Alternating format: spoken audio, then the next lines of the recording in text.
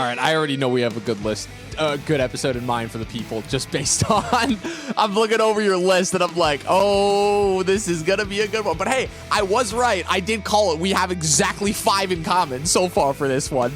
I was 100% right there. So... yeah, 2001 was a good year. Yeah, definitely. And that's the beautiful thing, too, about like the beginning of season 3, because now, because we have these beautiful graphics that you assembled for us, I don't actually have to do as much explaining. I'm like, yeah, there's the Talkin TV podcast logo right there. There's our Instagram. That's what you should do if you're watching us on YouTube. And there's the title of this video. Boom. You did my job for me. I barely have to explain anything. I just have to show up and do my usual charming act. But for the people who are listening on audio and have no idea what I'm talking about, this is, of course, the Talkin TV podcast. We're on episode 2 of season 3. I'm Dom. That's Chris. And yeah, this is a little bit of an unorthodox episode, but it's another continuation of something that I've been having a lot of fun with whenever we do these lists, you know, these flashback lists. We did movies turning 5 last year, a couple months ago. That list was one that we both had a lot of fun with. And like I said, just looking over some of these movies that you have, I already know tonight's going to be a great list too. Yeah, man. And so episode 2 of season 3, but how many overall? Oh, overall, this is episode... Oh, you don't have that number ready to go? No. Hold on. I actually do. Just give me a second. This is episode 69 overall. Oh, my God. Why did you make me do that? I walked right into that one. Yes, you did. This is literally our 69th episode. This is the energy we have tonight, fellas. Were you actually trying to bait me for that one? You didn't know, and you're just playing along with it. I knew. All right. That's like, I got to get down to...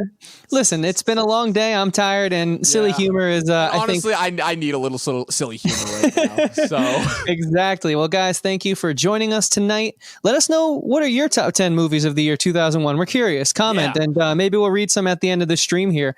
But we got a long show, I assume, tonight. So without further ado, should we just jump into this? I just wanted to preface just with this about the year 2001. Obviously, a momentous year and for everybody. It's ironic, again, that we're doing this year after coming off of what a lot of people regard as like the worst year of their lives, when, arguably, again, like one of the biggest tragedies and events of just U.S. history in general happened on this year during our lifetimes. And it's just still insane to me that it's been 20 years since that. And as far as the movies go, again, it's a year that clearly I can tell was significantly impacted by that event because there were a lot of movies that were delayed when this happened. Obviously, there was just a lot of stuff that got pushed. There was people didn't know whether the Oscars were going to happen.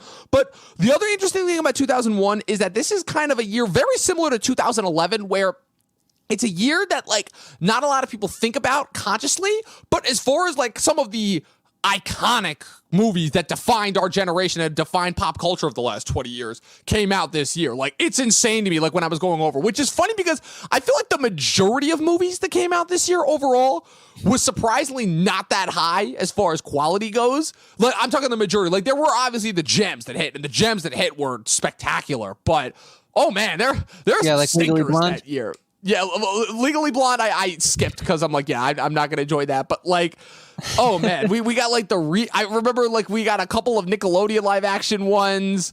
We got Moulin Rouge famously, which I can't stand that director. So famously one of the worst movies ever made came out this year. Freddy Got Fingered, the Tom Green movie, came out this year. So oh wow, I've never even. Oh, you got to look up that trailer. You have to look. Just the trailer alone is insane. Like, it's one of those movies like Son of the Mask where you don't actually believe what you're watching. And then you're like, oh no, this is real. And it just makes it that much worse. That's what Freddy Got Fingered is. So I've got... Love those kind of movies, man. Oh yeah. Those can make for some spectacular viewing experiences. Don't get me wrong. So I've got my new Christmas hat that I got. I can't tell what that logo is, but that's fine. I got my alma mater sweatshirt, Oswego State. And I'm ready to talk about some 2001 movies. Chris, so before we get started, I want you to tell the people what you remember the most about 2001.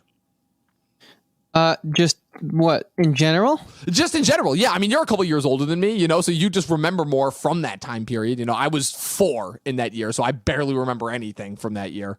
Yeah, I guess my first distinct memory of my life comes on 9/11. I was in the city. I was, I think I was a 3rd grader, and I was in my public school, And all of a sudden, it's like the middle of the day and classes stop. Everyone starts getting picked up. My mom actually worked in the school above us. It's like one of those multi-decked city schools, elementary, bottom floor, middle school, top floor, high school, the highest floor. So it's like one of those 3-decker schools, what they do in the city, those giant buildings, old buildings, super beat up and all that. But like, it's the city. They're not really taking care of anything too well down there. And, just getting ripped out of the classroom and going into the teacher's lounge of the middle school upstairs and just seeing people like freak out like I've never seen before. It was that and then also I was in the theaters for Lara Croft Tomb Raider and the power goes out in the middle of it. Oh, wow. And we were just like, this was a few months after, towards the end of the year. I forget when we were seeing it or something, and people started freaking out again. I have like a lot of, I guess, traumatic memories of that year, but some of like the first really early distinct memories of my life come from this year. So it's a weird one to talk about. And another weird thing, a lot of my favorite movies, like in general, come from this year.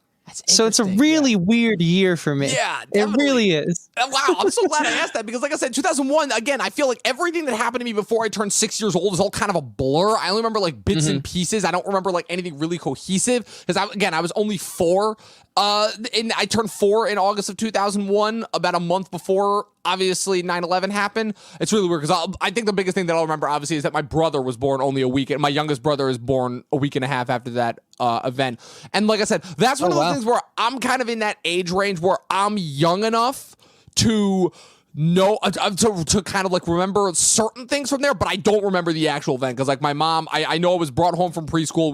We had already been living up here. I've lived up here my entire life in our area, and I just know that like my mom specifically would not turn on the TVs and would not let us watch the TVs or anything like that. And then the last thing I remember is at night. We lived in the Bronx, one of those old brownstones, like type of double duplex houses that everyone had, like the classic 2 houses in one. They cut it down the middle. The planes flew over, like the army was just doing flyovers, I guess, to calm people, but it really ended up freaking me and my little sister out. And it was even more scary because I was like, oh man, I just thought this day was over. And that happened. But hey, we need those kind of moments to get grounded, I would say. Like looking back on it, we got through it. So. Yeah. Wow. Damn. So traumatic time period, to say the least, for you. Yeah. Apologies in advance for kind of like forcing you to confront that. No, I'm okay. But I'm just glad we came out the other end. Yeah. To say the least. Again, a momentous year, a traumatic year for a lot of people. But again, some good movies that came out of there. So like I said, it's weird. It's so funny because again, but like I would say bad year overall for people. I think it's safe to say bad year for sure. And not a great year for movies, but the movies that were good, goddamn, we got some bangers in there. So without further ado, you ready to get started? Are we doing the coin flip this time to figure out who starts? Or I mean, I don't care. If you want to go first, you go first. If you want to go second, you go second. I'm just excited to get to it. So, all right, perfect. Well, I love your list. So, I mean, I'll go first and kick it off because my list is probably going to sound a lot more boring and generic overall. But again, like some very momentous movies that came out, a lot of movies that helped define my years. It's and it's funny that you mentioned a lot of like some of your favorite movies just in general coming from this year because this is a year that gave me. Well, this is also when I was like old enough to grasp certain things of life that I previously couldn't have. This was like my first, I'd say, really conscious year of understanding the way things work. So it's kind of funny how we're both coming into this at different points in our lives, Yeah, definitely. Very interesting. Like I said, just my whole, with everything that's happened to me in just like the last 10, 15 years alone, it's just like anything before that is just like all kind of a blur for me now at this point. But again, like a lot of some of my favorite movies that I really, really enjoyed watching as I was a kid. And even if I didn't enjoy watching them, it was the movies that just like everyone around me that was older than me was watching. Like these are some of the movies that like, again, I would just randomly walk in whenever we were having house parties when I was a kid. And a bunch of people would just be sitting around the TV watching it. And I'd be like, oh, what's that? That looks cool. Just like some of my earliest memories of like starting to like perceive that there were other forms, other movies outside of, what's it called? Outside of just, the Pixar and Disney animated movies that I was watching. Because, which again, is going to sound kind of counterproductive because I would argue the two of the most popular and influential animated movies came out this year, to say the least. And I think we're both going to be covering them shortly. But my number 10... Again, the other impressive thing about 2001, two gigantic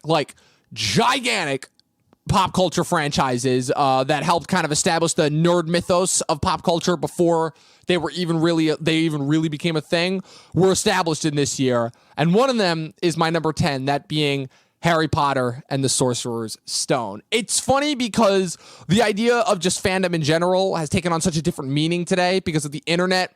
And it's always funny to think that, like, I considered myself a Harry Potter fan at a very, very young age, but I'm grateful enough that I wasn't on some of those chat boards early on in the day because, oh man, you want to talk, like, everyone talks about like comic book fandom and Star Wars fandom. Oh man, you should have seen some of the shit that I saw back in the day as far as like these diehard book readers, because oh man, they did not play around. I remember this is just a really special moment for me, and this movie in particular, of all the movies that came out and followed and turned this into the juggernaut that it is, and now we're unfortunately seeing the ripple effects from that with J.K. Rowling continuing to struggle for relevance with those god-awful Fantastic Beasts movies.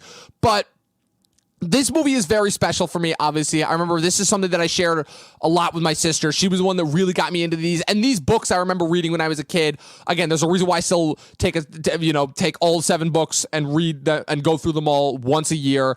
It's this movie, besides being an incredible adaptation, is also it's such a perfect kind of jumping in point for a franchise that is very much for kids, but also has a lot of those adult themes. And I also give credit not only to this movie, but to this franchise in general for being able to kind of mature with its audience, which is something that I think a lot of things from this time period have done really well.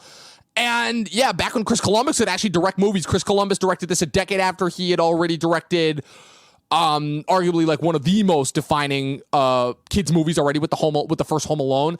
And he took one of the New York Times bestsellers about a little kid who survives a dark wizard attack and discovers that he is a wizard, and turned it into an absolutely beloved adaptation. I love absolutely everything about this movie. It adapts the book to a T. Incredible get with all of those younger actors involved. And again, it's so funny because we look at just so many movies that are made now that attempt to jumpstart these giant franchises. And you had this back in the day in one other movie, obviously, that we're going to get to. And this launched a franchise that launched 8 movies. And that shows you just how strong the source material it was that was based off of it. And I understand, obviously, that these books and this property are not for everyone. But for those who grew up with it, it definitely meant a lot. And so there was no way I couldn't not put this on this list. So Sorcerer's Stone, my number 10. Yeah, this is the only Harry Potter movie I've seen. Maybe we have to do a first time watching series. Maybe. Yeah. We'll see. We have a lot of new plans for this year. Yeah, it's that the only would be one I've interesting seen, to say the least. And we'll see if it's in my list. That being said, my number 10 film is a little movie called Monsters, Inc. or Monsters Incorporated. Yeah, I really loved Mike and Sully back in the day, man. This film was just so charming. It was everything that I think I wanted to see at that point in age, because I was like a little bit of an older kid, and I certainly went into these kiddie movies even a few years after I was out of them, because I had a little sister, and that's just the nature of, growing up in a family. You got to do things for everyone sometimes. But this was one of those movies that it had something for me being a little bit of an older kid. And I actually have gone back to it quite often in my life. It's, like I said, it's charming. It's got a really good story. It feels good watching it over and over again, because it makes you feel really just happy. Like a lot of films, they get so lost in their messaging, especially nowadays. Like, I'm really glad we have movies like Soul that are kind of expanding what, children's films can be. But like, we also should get back to some of the more like lightheartedness of just going to see a kid's movie and just having a fun little adventure and getting a little scared because there's something in the closet, but it's all going to be okay. Like, this is just, to me, one of the perfect kids films, and it sucks that it's number 10 on this list, but this is a really good year for me. Like, these are all movies I love very much, and hey, it still holds up. The animation is, of course, beautiful. And so, yeah, Monsters Incorporated is my 10th pick in this little top 10 list we got going on. Dom, what about you? Should we move into your number 9? Yeah, I was about to say, we're not going to have to change subject too much, because my number 9 is Monsters Inc. as well. So again, I'm not going to say too much as far as adding on to Chris's points. My fondest memories of this is that for whatever reason, this was like my grandpa's favorite movie to watch. It was kind of weird. That was kind of like one of some of the early signs that I knew that Pixar was going to have legs, obviously, over the course of my life, is because I was obsessed with the Toy Story movies and A Bug's Life, and my grandpa was obsessed with Monsters Inc. And those ended up being the first 4 more Pixar movies, and then it just kind of went on to there. Finding Nemo was the first movie I remember seeing in theaters, and pretty much echoing everything you said. It's so funny that you brought that up, like the idea of like it sucks that this has to be number 10 because yeah, I'm like, damn, I want to put this higher than 9. This feels like this should be higher than 9, but I can't justify putting it above any of these other movies because all of these other movies are friggin' incredible. Like I mean, weak year overall, but like just some great individual hits. And I talked about this movie a little bit in my top 10 favorite Pixar's. My top 10 Pixar's Wars. My top 10 favorite Pixar movies revamped, which you can currently check out on the channel. This was just in that stretch of like Pixar had just had a massive, incredible home run stretch with their first 3 movies, with the first 2 Toy Stories and Bug's Life, and Disney came to them and basically expanded their 3-picture deal to like 5 movies. And so their next idea, one of the co-creators, obviously, and just one of the co-honchos, ironically enough, getting his start in the director's chair, Pete Docter, who obviously went on to, I would say, have the strongest legacy of all the creators at Pixar, and said, hey, what if we just do Monsters in the Closet? But what if the Monsters in the Closet had jobs and had to go and scare kids because it stimulated their economy, you know? It's so funny because when I rewatched this movie, this is one of those movies that I always come back to and rewatch like every couple of random months. I'll just turn on and be like, you know what? I'm going to throw on Monsters Inc. And it never ceases to amaze me still how funny it is, how charming it is, how endearing it is. Every single time Sully ends up like falling and learning to care about Boo over the course of the movie is absolutely incredible. It still blows my mind that John Goodman and Billy Crystal were almost Woody and Buzz, because I just can't picture them anybody else as Sully and Mike. Those two have just become so canonically associated with those two characters. And also, I hate that like people just go out of their way to like shit on early 2000s animation, because obviously it's not as good as today's animation, but like for the time, that is still some of the most revolutionary animation work, both on computers and hand-drawn, that had been done at the time. And Pixar was still at the top of the game in 2001, and it really sucks that another animated movie came out this year, which of course prevented this. This is like kind of like that weird like this and A Bug's Life are kind of those weird stepchilds, in that they were kind of the only 2 movies that came out during that Pixar run from 95 to 10, where the Pixar movie of those 2 years was not the best movie, because Bug's Life, I feel like, got trounced. 98 was a weird competition year because Bug's Life had to compete against Ants, Mulan, and Prince of Egypt. And then 2001, Monsters Inc. obviously got topped by another movie that we'll be talking about later on in this list. But yeah, Monsters Inc., it's still incredible. It's still one of my favorites in Pixar. Again, a lot of people have talked about some of the more recent Pixar movies as being better, but this movie still holds a very special place in my heart. So, number 9. If only it were better than some of the other entries on this list. Yeah. No, good points there, man. And my number 9 is Lara Croft. Speaking of which, Tomb Raider. I harken back to when action films had substance for this, and when action films were more than just, hey, look how much money we threw into this and look at all these explosions. There was such good writing in this movie, and especially the follow-up film. It was gripping, and had those action cliches, but it to me did it in such a way that was refreshing. Even going back and watching it now as like an adult and stuff, it still holds up. I mean, it has the same fun and it has the same feel that like I believe people go to see the John Wicks and the Mission Impossibles of our day, but then it has so much substance that is beneath the surface that actually requires some thought to understand the character of Lara Croft and to see where she's coming from. And it makes me sad talking about this film. I knew the day was going to come when I had to talk about this. And this era is the decline of the action film, because I think this is where they actually peaked. So everything afterwards just falls short. And like, this isn't even the greatest action. I don't know if it's a series. They made 2, but action movie franchise. More than one.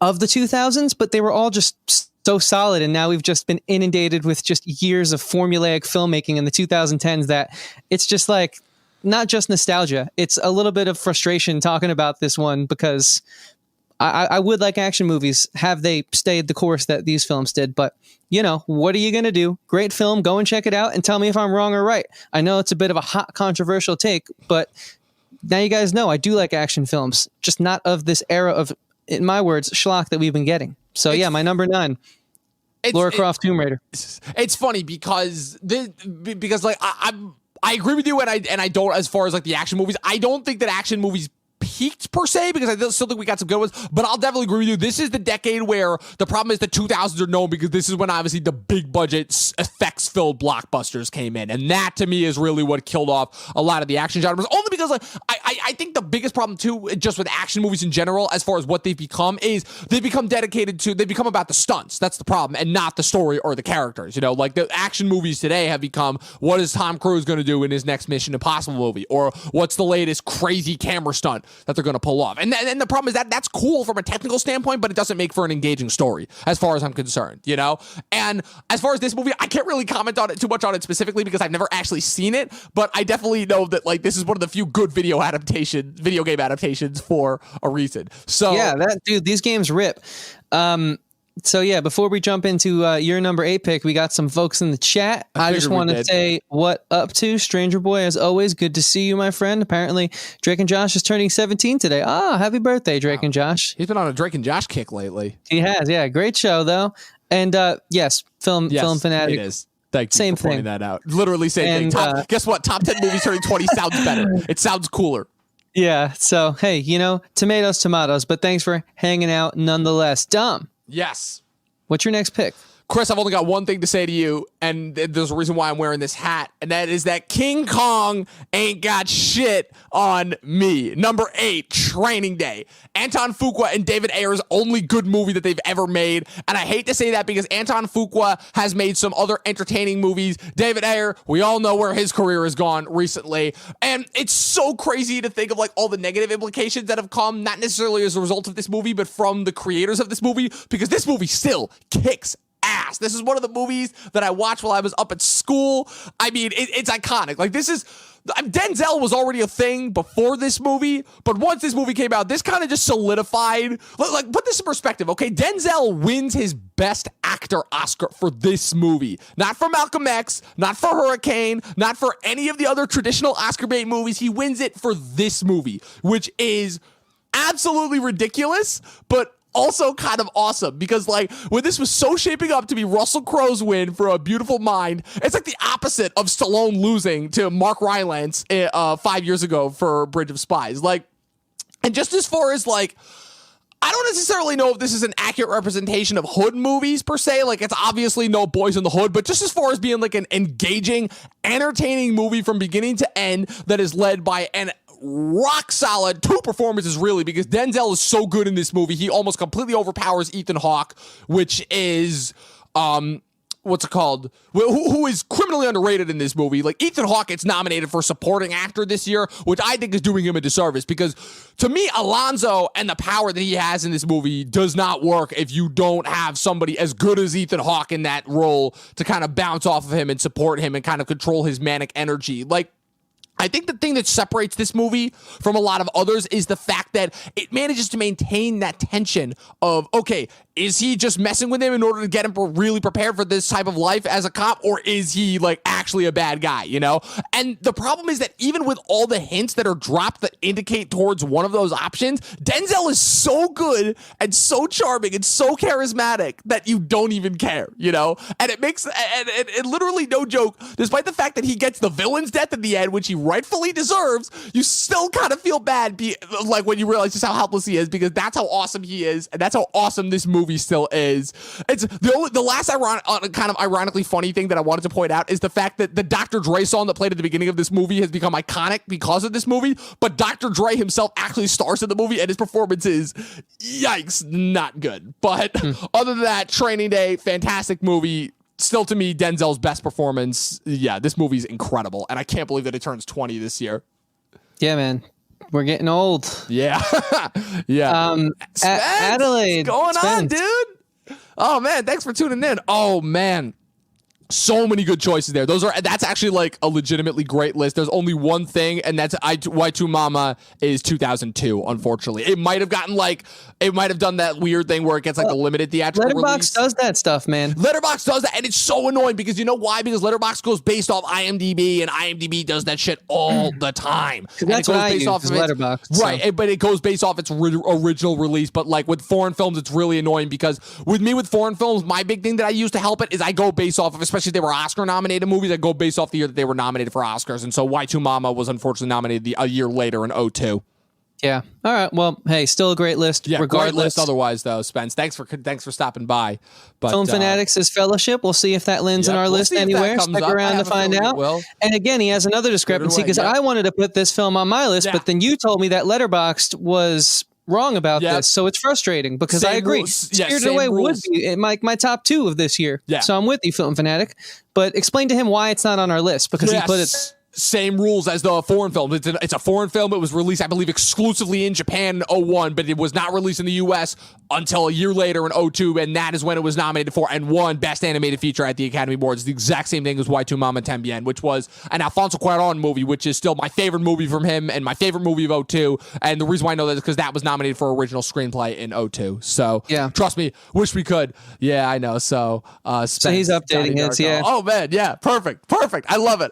Thank you for stopping by, Spence. You are truly you are the man.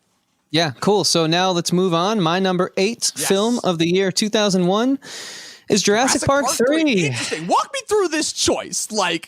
This movie's legendary. I don't care what anyone says. This movie absolutely was my favorite growing up out of the trilogy. It was clearly the most exciting. That one scene with the Velociraptor and William H. Macy, and they're just running around in that dark abandoned house, and then they finally get to that pterodactyl pit, and they're all just flying around, and they're just fighting for their lives. Like, this movie, the stakes have never been higher in the Jurassic Park universe.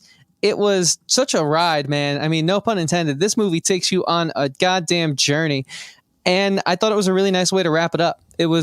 It did a really good job. I like the additional casting, especially William H. Macy coming in there and really shining, in my opinion. Like, I thought he was just awesome in this film. I mean, he, to me, is one of the most underrated actors of, recent years, just because I just don't think he ever gets enough credit. And, it's just a fun film, man. I like my dinosaurs. I like my my fantastical adventures on that island, and they did a good job sort of wrapping this thing up and putting a bow tie on it. So what more can you say? It's another action movie of yesteryear. A couple years later and ruined that. Yes, I didn't want to get into that, but yes, that is true. Yeah, so my number 8 pick, Jurassic Park 3. Give it a second chance. I think you guys might get a little more out of it.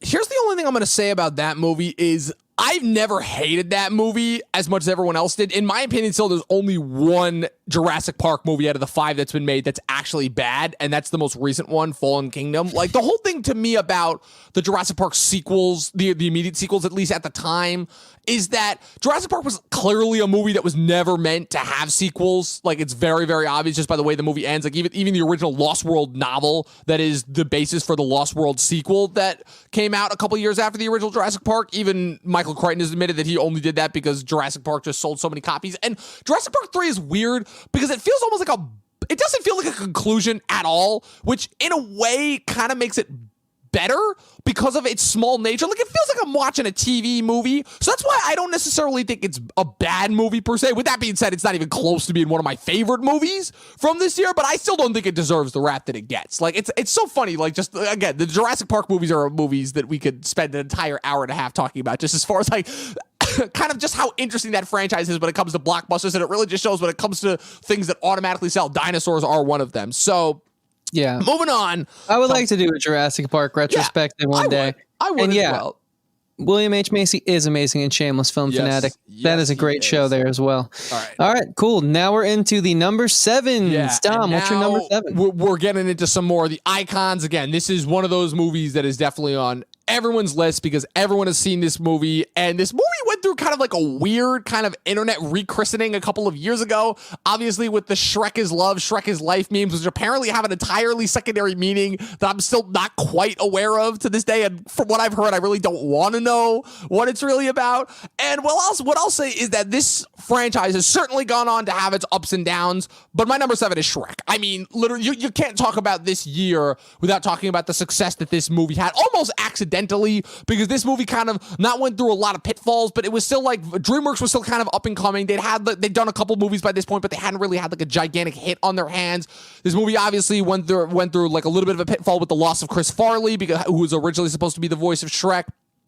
And so So they end up making this movie. It's got a couple different writers on it. Two of the writers that are involved in the Pirates of the Caribbean movies. It's directed by the guy who would eventually go on to direct the Chronicles of Narnia movies, if I'm not mistaken. And this movie is just a smash hit. Like, obviously, just from its deconstructive angles alone.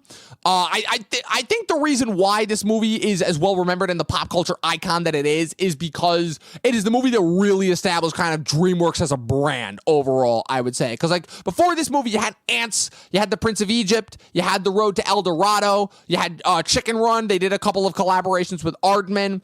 But this was the movie that really said, okay, this is what we are. This is who we are. This is us. You know, this is me, for lack of a better word, to shamelessly rip off The Greatest Showman. Yes, thank you, film fanatic. That being said, this is still a great movie. I still really, really enjoy this movie. I don't think it's a perfect movie. I think it does have problems.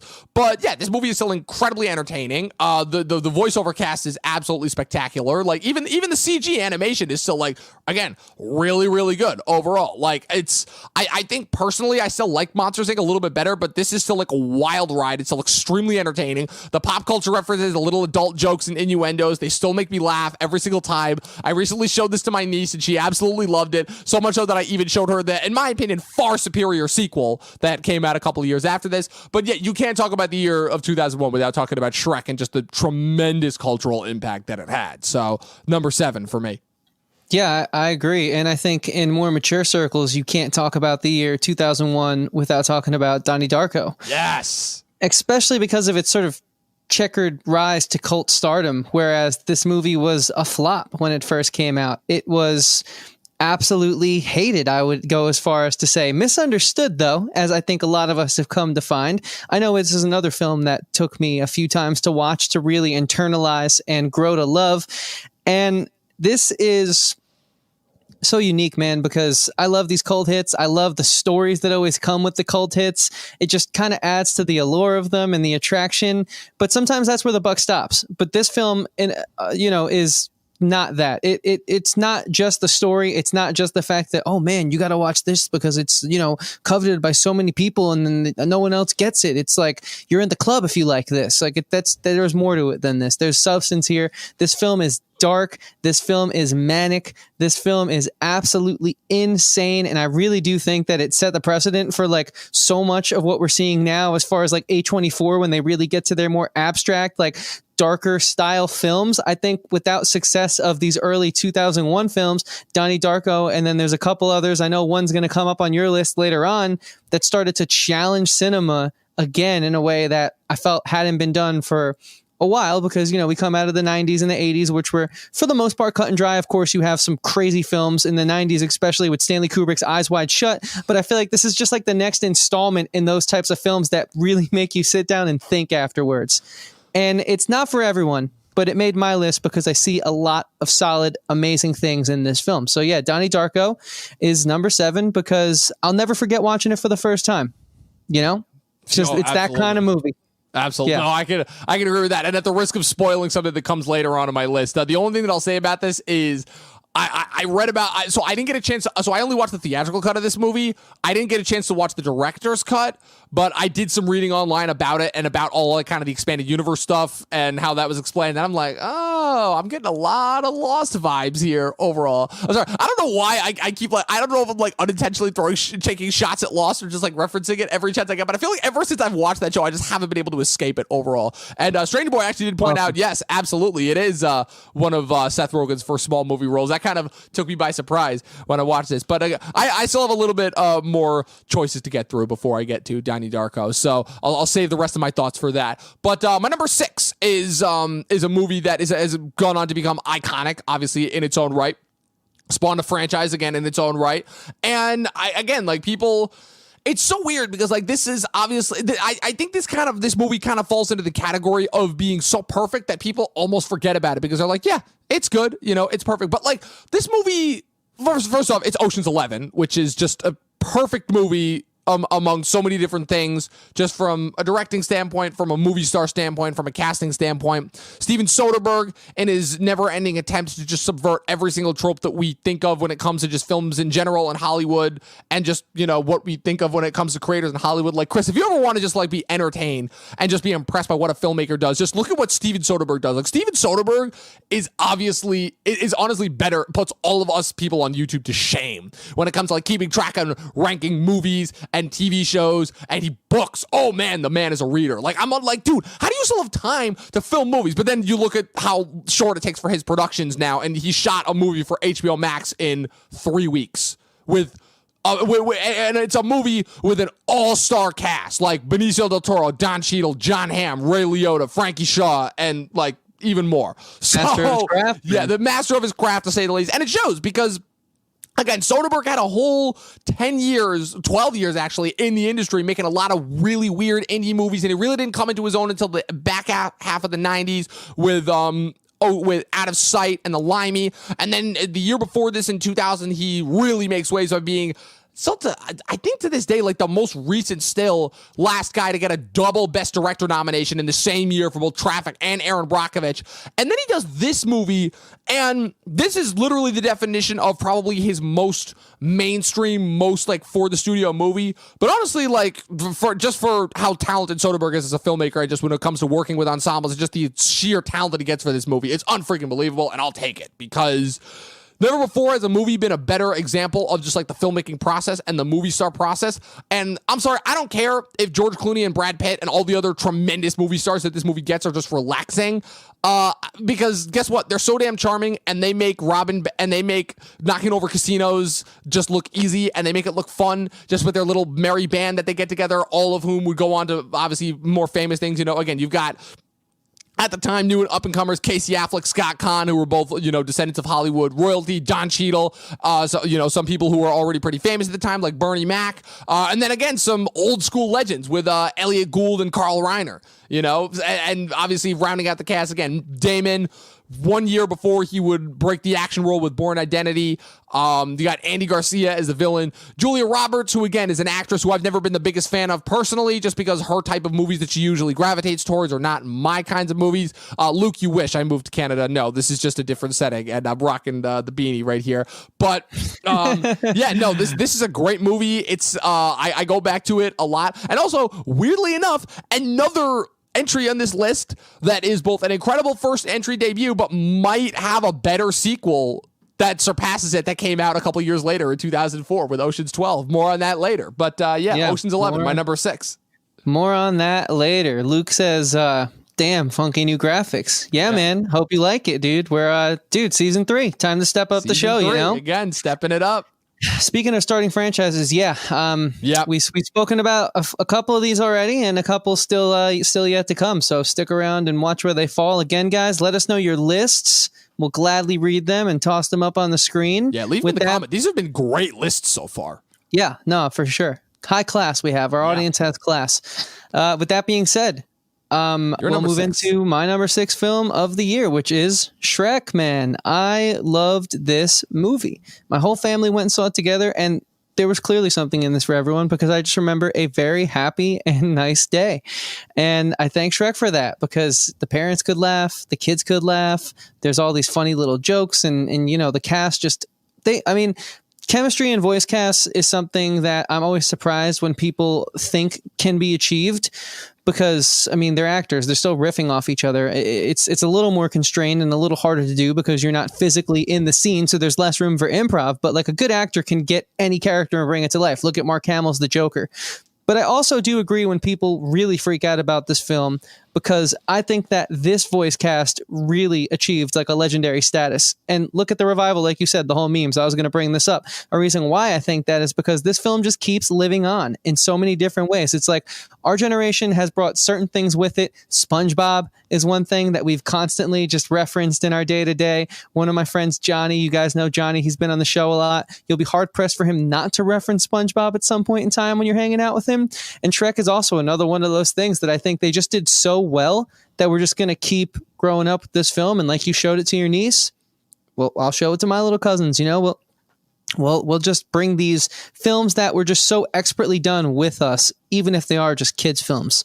Absolutely. Because filmmaking is filmmaking, and it's got to be done right to have an impact. And there was a lot of movies that I've seen in this year, and Dom even knows that. Like, this is a decent year for me, and a lot of movies got beat out by 2 animated films. Yeah. Something was going on in 2001, and I'm really glad that it was happening. Yeah, who doesn't? Exactly. Yeah, right. No more to be said there. Shrek is a fine, not fine, a perfectly fine is what I was going to say, and fun family ride. And I'm really glad that I got to grow up with that film, man, because it means a lot to me. Yeah, it really does.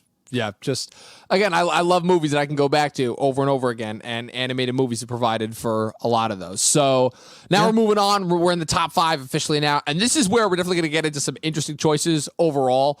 It's so funny just because I've watched a couple movies recently in order to prep for this list, and this next entry I actually just watched for the first time last night.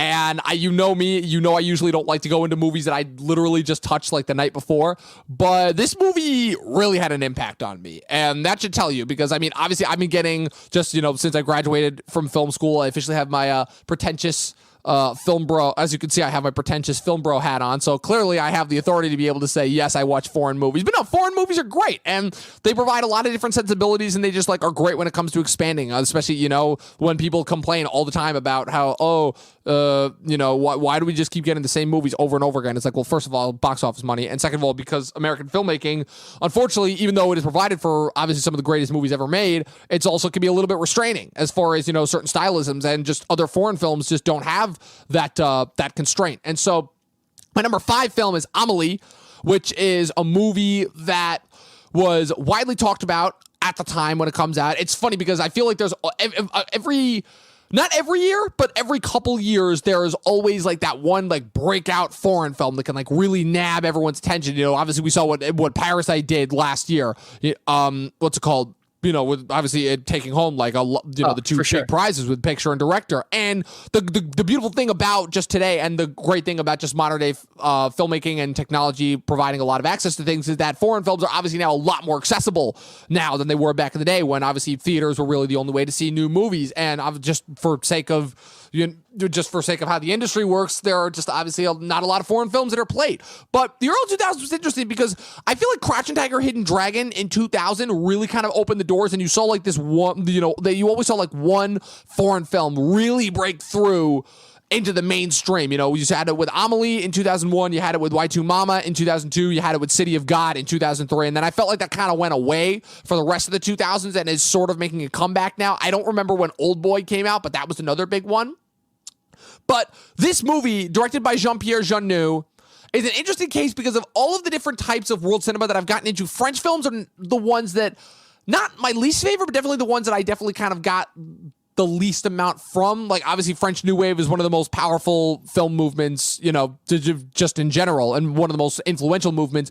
But, man, I love this movie. This movie was just so sweet, so down to earth, so charming. Like, I love how certain foreign films, like, it's so funny because this movie had the aesthetic sometimes that resembled Cat in the Hat, which sounds like really derogatory, but like if you look, Cat in the Hat actually does have like some insanely impressive production design, and I loved it because this movie had so many different elements from like different filmmakers, like a lot of bad filmmakers, like a lot of like bad Tim Burton movies and some weird Terry Gilliam movies, but like it managed to kind of take like a really traditional story and make it feel like larger and zestier and zanier and larger than life overall. Like just the characterization that Audrey Tautou just breathes into that character, and just kind of the little like games that she sets up for herself with just taking these like kind of nonchalant, meaningless just life activities of just like connecting with people. Like it felt very, very personal and very, very just like kind of resonant with me personally, just as far as like how I interact with people in society. And it's really, really well done. Again, this movie's very funny. This movie is extremely heartwarming and likable. Again, it just sucks because I find the majority of people here just, again, they don't like reading subtitles. And I don't necessarily blame them because just as, somebody who cannot focus for shit, I find those things very distracting. But this is just a movie that just the story was so engaging and kind of enveloping that I couldn't look away. And it was so charming, and I heavily recommend it, not just for people who, enjoy foreign films, but for people who enjoy films in general. I think that this is one of those really special movies that everybody can get something out of. Yeah. Good choice at number 5 there. Yeah. I wanted to put it higher, but I, again, literally just saw it last night, and I'm like, all right, I don't want the recency bias to show too hard here. Mm-hmm. No, I feel that. I'm curious to see as time goes on where it might change or fluctuate either up or down. Although I feel like it can only really go up. But for real, we'll get there. My number 5 film is Lord of the Rings, The Fellowship of the Ring. If I could just voice my opinion real quick, way too low for this movie, but I understand. I respect your choice. It's just because the other ones just, I mean, they only got better in my opinion. Yeah, people like to say that maybe the second film was a bit of a misstep. I disagree. I very much disagree with that. I very much so disagree. I think that this was, I mean, again, something about 2000s era cinema, big picture cinema. Like you said, the shift was starting to happen, but what we still had was that old classic attention to detail Hollywood storytelling where every character is so fleshed out and so you really care about them. And a great way to make my point right now is go watch this film and then go watch the first Hobbit film. You can clearly see who's a symptom of their times in the best way and the worst way, because I think it can apply to each of those. This film is so special to me, man, because I watched this film like whenever something weird's happening in my life. Like I first moved to Brooklyn, there was a bit of an adjustment period, and I just needed Gandalf to just say, "You shall not pass" on that bridge. So that was the first film I watched when I moved out for the first time in my new apartment. And it's many moments on tour, feeling a little homesick, I would toss this film on. I mean, them when they were on Netflix, it was super easy as well. So, and it's just because it's like, even though they're long, even though there's a lot to sort of pay attention to, it just grips you in. It's so well written that every minute that it demands of you is worth your time, so much so that now I can't even watch these without watching the extended cuts because it just makes it better being almost 4 hours. And the cast, of course, the legendary performances of Frodo and Gandalf on top of everyone who's just top notch in this movie. This is the perfect fantasy film. I mean, don't at me because I'm not going to entertain that tweet or whatever. Just don't at me. The kids say it. I don't know if that's aggressive or not, but what I am aggressive about is loving this movie and making my case as for why it's only number 5, because this is a good year for me, like I said, but while we're still on number 5, my number 5 film is Lord of the Rings, The Fellowship of the Ring. This movie slaps. And it's a great film. Remind me later on when we're off the show, I got to show you a comment that I got on the review for the movie that I'm about to hit. It was certainly interesting, to say the least. But, I'll more on that later because, I just so many thoughts on that movie alone. Some people... See, I'm not the only one who thinks that spot is way too low for that movie. But stick around, I'll explain myself.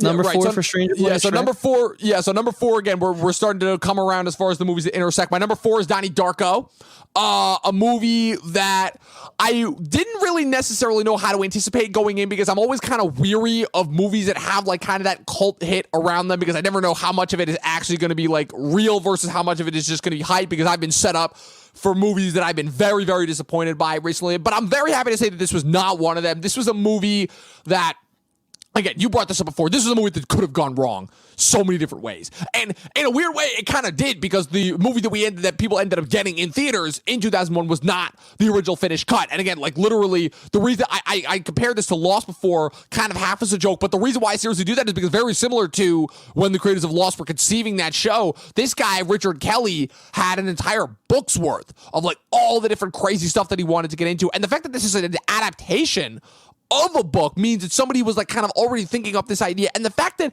it's so funny because a movie like this getting made today, it would absolutely get made into a show and there'd be 15 million different little Easter eggs that would all be setting up for like different seasons and different spinoffs and everything.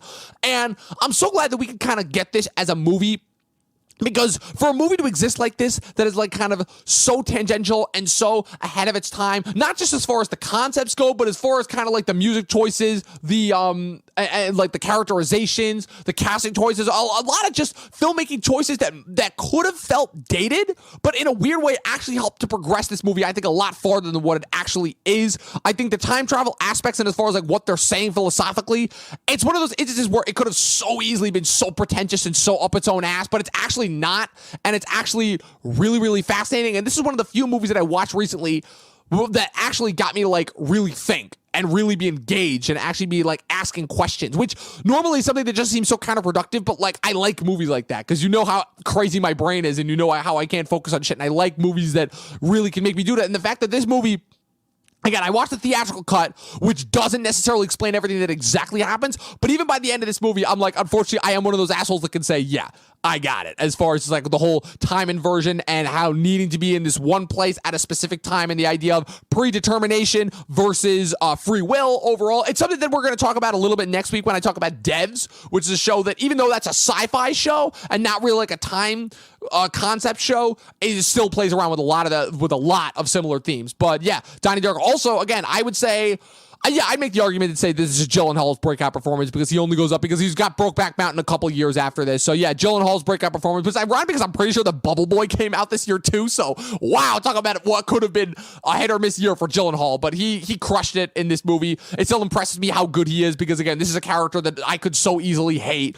But yeah, Donnie Darko really, really impressed me as far as this movie coming out. Also, quick shout out to our boy Christopher Nolan, who has another movie that definitely makes its way onto my list within the next couple of entries, and was the one who advocated for this movie to go to theaters and not directly to television. So props to you, Nolan.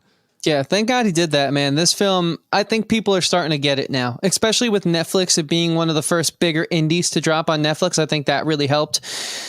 And this film's a fine wine. You can't watch it just once and expect to fully understand it. If you do that, you're not giving the film a chance. Some things, some fine art is more than just looking at the painting once and saying you get it. You know, it's not how it works. So great example of that. We got Luke's list. Tom, you want to read this off real quick? Yeah, let's see. 9, Princess Diaries. 8, Jurassic Park 3. Oh my God. What is with people's obsession with this movie? 7, Zoolander. 6, Ocean's 11. 5, Fast and the Furious. 4, Philosopher's Stone. So you go by the European title. Good to know. But we are in America. It's called the Sorcerer's Stone. 3, Shrek. 2, Fellowship of the Ring. 1, Monsters Inc. Man, Monsters Inc. A lot of people's number ones. Like, I love that. I love that.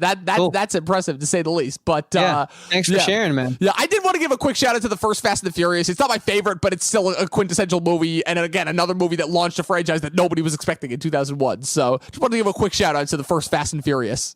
Yeah, for sure, dude. Yeah. So moving on, we're on your number 4 now, right? My number 4. Oh man, my number 4 is a movie that I wish I could put higher. And just like I wish I could put a film that came prior to this higher, hear me out because I'll have good reasons as to why things fall where they fall. But my number 4 film is Amelie, man. This movie is awesome. Absolutely awesome. You need to watch this. You need to get over the subtitle thing. I personally never had a subtitle issue. I've been watching anime since I was like 8, but I get it. It's tough. It's certainly hard, but you get used to it. You're able to see what's happening on the screen while reading it. It gets easy, and this film is so easy to love. So you're really just depriving yourself of something you could enjoy so much by not watching this because the characters are so real. They're so human. She feels so authentic. She's got such an interesting way of looking at things. I love it. She's like the person that I'm like trying to meet like in real life, like just wow, where are you? Because like you stole my heart with this film. You're absolutely incredible, you know, like, and it's so charming, man. Like you said, like this movie is just so feel good in the weirdest way because of her worldview, because of the way she sees things.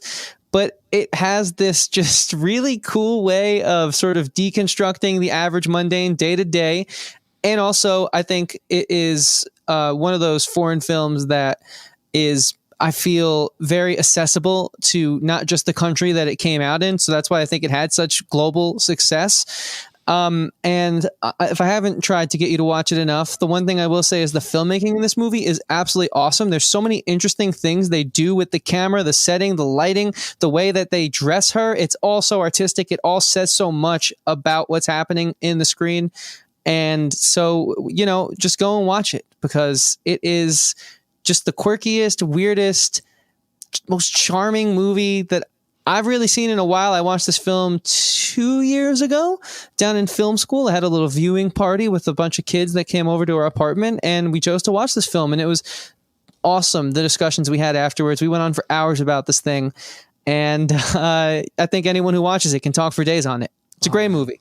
I'm glad you liked it a lot. I'm really glad you liked it. Nostalgic for film school, first of all. Well, that's because this is one of those movies that, like, film school professors love. No, but I guess I'm trying to say that it's more than just like, it's not pretentious like some of those film school movies that film professors love. And to kind of bounce off your point just about the filmmaking again, I just wish I could have talked more. But yeah, you're 100% right about just this being like the dream girl as far as like, yeah, it's kind of, I feel like, I don't think this is where the Manic Pixie Dream Girl was born, but this is definitely where like we get like a lot of the quirks that like just, again, like, that we see in those types of women in real life, but also just like the filmmaking. There's so many different filmmaking techniques that normally I would hate. Like I said, just like the snap zooms and the crazy camera movements and the weird angles. Like so much time that I would just hate that in a movie, but this movie just pulled it off and made it work and just made it like have this like like it's just normal shit in real life, but it just had this like epic fantasy feel. Like it would just like do the cartoon shot of like the CG heartbeat of like the CG heart beating, and you're like, that so shouldn't work for a movie like this, but it does. No. But to me, it's just because every decision they make is to inform who their main character is, and it's just that's why I think it's so brilliant. You know, so go watch it, guys. This film is it's a masterclass in filmmaking, in my opinion. It's so good. It's So that was my number 4, Amelie. Moving into the top 3, but before we do that, we got a few more comments. Stranger Boy saying Spy Kids number 3.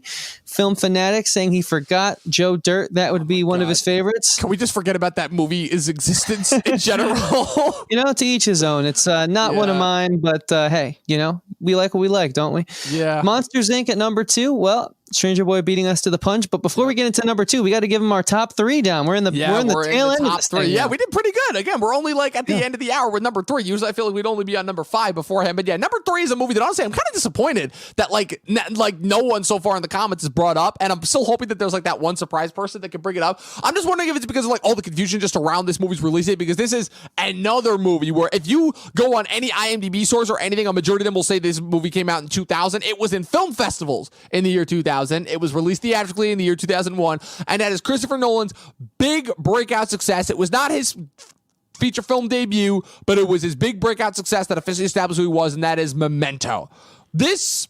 What's interesting about this movie is that like almost every single other Nolan movie, at least recently, it depends on the concept overall, but unlike the rest of those Nolan movies, the concept actually does enhance the story, which again, like I feel like again the difference between something like this and something like Inception, like Interstellar, like Tenet, I'll even include my beloved Interstellar in there, even like Dunkirk to an extent, is that it relies on the concept to prop up a very flawed story.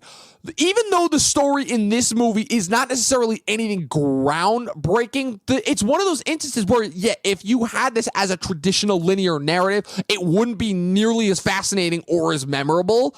And it's the fact that because it has the broken structure that not only supports the theme, but also goes along with just, you know, kind of the central conflict of the character. Like when a story can do that to me are the signs of a good film. And besides just that, Nolan showed at an early age that like he knew what he was doing when it came to filmmaking, because this is, even for 2001, has some very, very impressive cinematography. Guy Pearce's performance as this character, it's a very, very tricky performance to pull off. Yes, Luke, unfortunately Memento is not 2000. Memento is 2001. It was nominated. It was fun. It was actually nominated for original screenplay for the 2001 Oscars. And yeah, again, it's so tricky because again, this is a movie that normally it's a little bit confusing. Like I definitely had to check back a couple times. Like, okay, so that happened there and then that happened there. And the good thing is that, like I said, it becomes immediately apparent what the style is and kind of the two different diverging timelines overall as far as what they're starting. Again, it's the movie that showed us who Christopher Nolan was as a filmmaker right off the bat. I would also strongly encourage people to go back and watch his first movie Following, because even though that's a small movie, that's another movie that shows that like, yeah, this is, you know, as far as like where Christopher Nolan got his start. And it's really, really interesting. It's a really, really interesting little experimental film that had a lot bigger of an impact than I think he or just everyone else was intending to was obviously intending, and I'm just really, really appreciative of that. It's funny because this is one of those movies where a lot of people will just come up and say, yeah, this is one of my favorite movies. And I'm like, really? And I'm like, okay, yeah. And the way that they explained it actually like made a lot of sense just as far as like how he's dealing with amnesia and everything and how a lot of different people can relate to them. And again, just showing that like, yeah, Nolan was at the top of his game, like right out of the gate. And it was a good reminder to me to show that like, no, just before like kind of all the spectacle and the bang and the flash and the crazy time inversion in dreams and stuff like that, he could like just make a really, really solid movie about amnesia and use the structure of the movie to reflect that. So my number 3, Memento. Yeah, I that's one that I still have yet to see, but I've only heard glowing reviews from you and good things from a bunch of people. So I'm excited to check it out. You guys know how and where I stand with Chris Nolan, so it's not something I'm chomping at the bit to watch, but it also does seem like one of his better films in regards to someone with my taste. So I'll definitely check it out at some point. This is going to be another one of those movies where I feel like all the rest of Nolan's movies that you haven't seen, I feel like I'm going to be really interested just to see your take on them, because you could either have like, I feel like with you, with Nolan, with the rest of Nolan's movies, I feel like there's going to be no in between. You're either going to have like a really traditionalist take or a really wild out there take. And I feel like I can't wait overall, just as far as the rest of those go. So that's one of my personal goals for this year, is to finish his filmography. Right. So we'll get there. We'll definitely get there. Yeah, at so number three for you, for me, is Ocean's 11, man. Hell yeah. This is a goddamn heist movie. Like, this is just, again, it harkens back to everything that I feel about Tomb Raider, everything that I feel about the Fellowship of the Ring, just in another application, a heist film. Sort of like, let's get the gang together, let's go and extract them, let's make the coolest and wildest journey around this objective. But we have depth. We have characters who have so many different things about them that are going to play into the story. We have actual chemistry between the cast. We're not just relying on visual fireworks, or, fireworks more as an adjective in the sense of, visual antics to sell the story. We have depth here. We have a compelling script on paper that now just needs to be brought to life. And they did that, and I think that's why this film is so coveted so many years later. I think that's why it's warranted a remake. And, I mean, it was a remake, obviously, already. There was a film in the 1960s or something. Yeah, and the Rat Pack movie. But it's just, yeah, exactly. But, I mean, this was, I think, to me, the definitive version, just because it just, man, the chemistry is awesome. And it's like we lost so much after this decade. Revisiting this year and this list makes me really realize how much in the 2010s we got away from, I think, the heart and soul of why I fell into love with filmmaking. Yeah. It got to be more about the spectacle. That's what I kind of meant by fireworks earlier, guys. The spectacle became more important than the narrative. See, I like my narrative to be enhanced with some spectacle, in the case of Lara Croft Tomb Raider, in the case of Fellowship of the Ring, and of course in the case of this movie. But if we don't have that strong narrative, if we don't have those characters that are going to keep me in this to the end, I don't care. I don't care about Tom Cruise jumping on a plane in real life. Honestly, I'm glad he can do it. He's in shape. God bless him. He seems like a decent guy, but that's not what I want to see. I would go watch the Olympics if I wanted to see people do something that was physically impressive. You know what I'm trying to say? Like, I'm watching a movie to see characters and growth and progression from the page to the screen. And I got that with this movie, because years later, I'm hard pressed to find a heist film that feels as good as this one.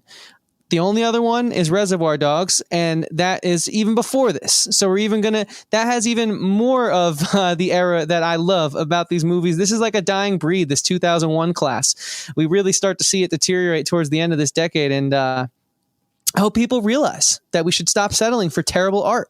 That's what I'm getting out of revisiting this list. Stop settling for bad art, because these movies were awesome that we're talking about tonight. So Ocean's 11 at number 3. Yeah, we don't need everyone knows about like the movie itself. So I'm just talking about how it made me feel, Yeah, screw Tom Cruise pulling off like the longest and most dangerous motorcycle stunt ever. I want to see Zhao Baoqian do a dangerous flip from the inside of a case to a shelf inside of a safe in order to avoid the lasers on the ground, because there's more tension in that one enclosed setting than there is to me in any of the Mission Impossible movies, because guess what? I know Tom Cruise is going to win at the end. I don't care how cool the stunts are in those movies. I know exactly what's going to happen at the end. Same thing goes for the James Bond movies, except for Skyfall. But that's a thing for another podcast. Exactly. But yeah, definitely gave me an idea as far as like future top 10 lists could go. Definitely a good idea. But I would definitely recommend Heat also if you haven't seen that, as far as heist movies go. Because also, okay, I haven't. I'll check it out. Oh, dude, Pacino in that movie, you are not ready for. Like, that could inspire a full like 2 hours of me just doing Pacino impressions. Like, that's the movie that gave us the Al Pacino memes. That just keep that in the back of your head. So I got to see this then. Yes, you do. I did that long drawn out preamble because I don't know if I'm just quite emotionally ready to talk about this next movie. Because again, I understand all your points and I agree with you on all your points, but I still will say that this movie was way too low on your list. My number 2 is Lord of the Rings: Fellowship of the Ring. This movie to me was the best movie that came out this year for a long time until I saw my number 1 choice. This is still a movie that, again, like, it kind of killed the fantasy genre in a way. And this is, again, one of many reasons why superhero movies came to dominate in the last decade, because just you see what Peter Jackson did with all 3 of those movies. And you want to talk about just a ultimate flex. Like, I don't know if you can get higher than just like coming off of the 90s when he just had like a really weird stretch of like these crazy B-level horror movies and like Meet the Feebles and Brain Dead, Dead Alive, and Bad Taste, to making some of these really kind of interesting and weird dramas like Heavenly Creatures and The Frighteners. And then you hear that he's going to direct this movie. And like the Lord of the Rings, I think the biggest thing that they were known for, obviously outside of the books, they've obviously been tremendously famous books and literature classes for the last couple of years, but were the Ralph Bakshi 70s animated movies, which again, those are good for what they are, but like the idea of the Lord of the Rings is just stance in pop culture was born from this franchise and from this movie, and just everything that Jackson does with this movie alone. Like you were talking about how, like, again, it's one of the few movies that manages to mix that excellent sense of spectacle with an incredible story. And it's funny because this movie's often, I think, been criticized. I mean, all 3 of the movies have been criticized in turn, but this movie was criticized the most for having like the least impressive story, which I couldn't disagree more with, because it is definitely a very, very expository movie just by its nature, because it's the first movie, because it has to set up so much just with the characters and within the world and everything, and the fact that you don't have, like, again, this is not now where, like, if you're making a property that's based off of an expanded canon or IP, you have like 20,000 Wikipedia articles and books and comic books and lore to do with. Like, all that stuff came out and became like well known for this. Like this stuff does exist for this universe, and it all came out and became popular after the Lord of the Rings movies came out. And I think the biggest reason why, besides Jackson's just love for the original fan property, is the fact that he treats these like movies. He uses original, old school, incredible filmmaking techniques from his horror days. Like the reason why a lot of the scary shit in those movies still fucking freaks me out the way that it freaked me out as a kid, was because it is scary. It is scary seeing those Night Riders, and the close-ups that he does and all the crazy like scenery. It is scary seeing those creatures and those orcs, and like how he relies on the horror aspect. You see the orcs before you actually see them in action. They talk about the troll and how dangerous it is, and he even manages to make the magic work. And the fact that this movie came out like only like a couple months after the first Harry Potter movie, which already I think did a pretty good job as far as how it mixed magic into the world. And unlike Harry Potter, which has to do this balancing act of being one half in our world, but kind of having this underground magical world, Lord of the Rings, you're fully encased in this fantasy adventure. And it was weird because the early 2000s was also that strange period where you had like a couple of these weird period pieces, and Sword and Sandals movies, like the Sword and Sandals movies, again, they had a little bit of a success with Gladiator, and then you had Troy a couple years later, and then the Sword and Sandals movie kind of died out, and a lot of the most recent ones have been really, really bad. But this movie just kind of was the pinnacle of so many different things, and obviously it led to one of the highest grossing trilogies in the world, one of the highest grossing movie franchises still to this day in this world. And again, just Jackson ultimately, I think, peaking after these movies just shows, with the Hobbit movies. Like, I liked the King Kong movie that he did after this, and the Lovely Bones is still a really strange choice for him, especially because I'm just assuming that people just always associated that he would be doing big budget spectacle fare like this for the rest of his career. And now he's doing the new Beatles documentary, which I sent you the clip of. Cannot wait. That's coming out this year, which is probably going to be insane.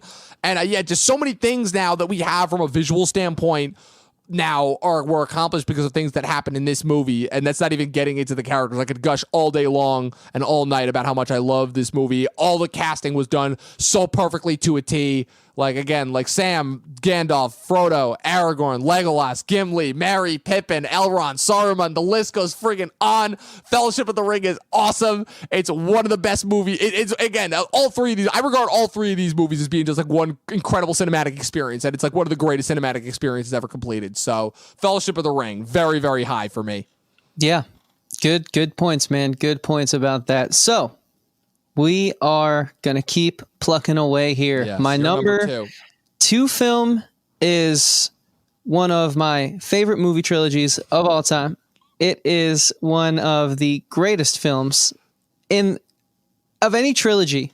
Out of all the trilogies, this is one of the best installments in a trilogy because it rode off the success of the first one without playing into it too much. It offered so much more in the second one. So let's get into it, guys. Rush Hour 2. Yeah. This movie is absolutely incredible. The chemistry between Jackie Chan and Chris Tucker is next level. These two came together in such a beautiful way in the first one that you never thought they'd be able to top it. And they really do. I mean, okay, so thinking about this era, talking about all these entries, my sentiment is the same. But now we have this buddy cop formula. And again, do you notice that all the films that I hate in the 2010s are the film genres that I loved in the 2000s? Yes, I have noticed that. And this is why. It's because there are actual stakes in this movie. If Lee and Chris Tucker's character, who I'm forgetting his name right now, but I just remember he's fucking hilarious and that's all I need to know. If they don't get their act together, they're not going to get the job done. The gang's going to take over and a lot of people are going to get hurt. And a lot of bad things are going to happen. And they have this way in this movie where they separate them in the middle and they come together and it all feels so real. The stakes are so high. And it's just because like this trilogy, as silly as it is, they're ripping towels off people in salons and they're fighting and they're running through the street of I think it's Hong Kong naked. And they're singing Michael Jackson in a karaoke bar. But they're only doing that because they're undercover and they are so good at their job that they know how to really just take every situation they're in. And even if it's silly, because they are silly, they're pushing the plot forward in a meaningful and enjoyable way. There's actually a really deep and interesting sort of criminal element to these films. And there's actually some interesting moral decisions that each character needs to make. And it's crazy that a movie this silly can actually really get that deep when you look at it. Plus, the choreography is awesome. I mean, this movie, they didn't spare any expenses. The set design is great. You're really sucked into this world, man. And then the most important part, the comedy is so impactful. And it's not dated. If you go back and watch this, it's still funny. Yes, it has that early 2000s charm when the world was a little less strict.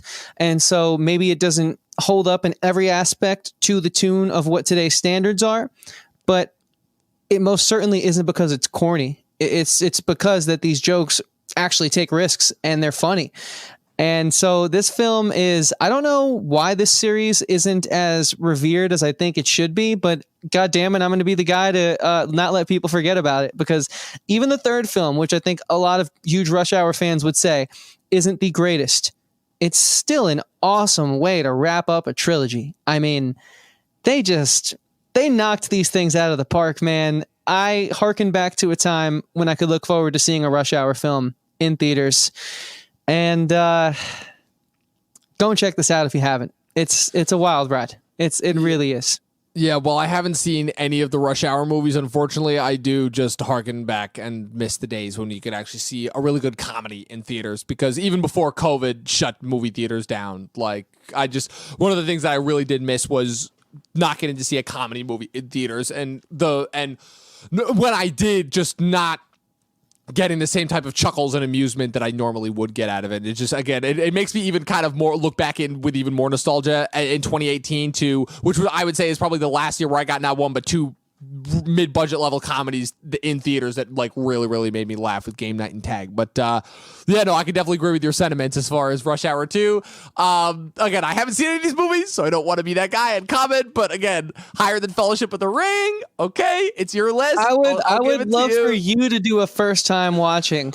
I would be down for that. I would definitely be down for that. Yeah, because again, like I want to document. It's interesting. Like I said, because I mean, have I really made my relationship with comedies in general apparent to you? I feel like I've hinted at it a lot. Sitcoms more so than films, but hey, this is the beauty of doing this podcast. We get to keep knowing each other. It's funny because I made fun of a lot of the guys from like the late, I would definitely say like the late 2000s, early 2010s is probably the one where I watched the most amount of comedies, even though again, like I've made it clear my favorite types of comedies are parodies mostly.